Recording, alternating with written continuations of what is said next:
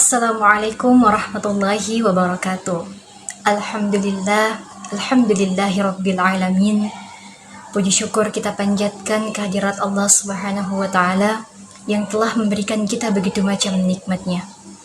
Salawat menyertai salam semoga tetap tercurahkan kepada Nabi Muhammad SAW, kepada keluarga dan para sahabatnya. Halo teman-teman sekalian, perkenalkan nama saya Erhabul Kia dari program studi komunikasi dan penyiaran Islam.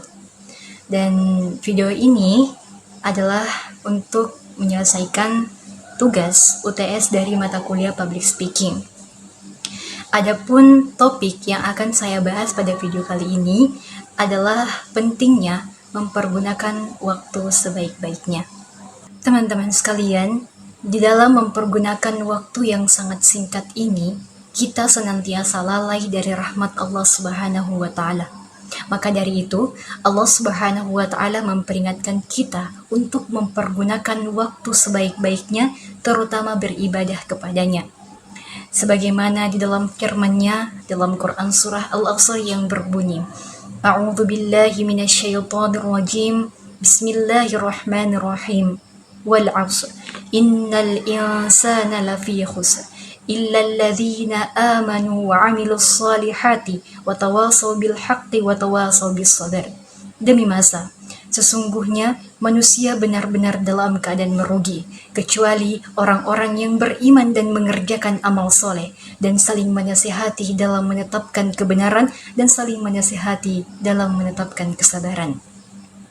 Jadi teman-teman sekalian, Allah Subhanahu wa taala telah memberitahukan kepada kita bahwasanya manusia itu benar-benar dalam keadaan merugi jikalau ia tidak mempergunakan waktunya sebaik-baiknya dalam beribadah kepada Allah Subhanahu wa taala. Kecuali ada golongan orang yang terhindar dari kerugian itu. Yang pertama, alladzina amanu, orang-orang yang beriman. Kenapa orang-orang yang beriman dapat terhindar dari yang namanya kerugian? Dikarenakan orang yang beriman di dalam kesehariannya, ia senantiasa berusaha untuk menjadi lebih baik dan beribadah kepada Allah Subhanahu wa taala. Seperti yang kita ketahui bersama, orang Islam belum tentu ia beriman, tetapi orang yang beriman sudah pasti dia Islam. Kemudian yang kedua adalah wa'amilus solihati, dan mengerjakan amal soleh. Kenapa mengerjakan amal soleh atau berbuat kebaikan dapat menghindarkan kita dari yang namanya kerugian?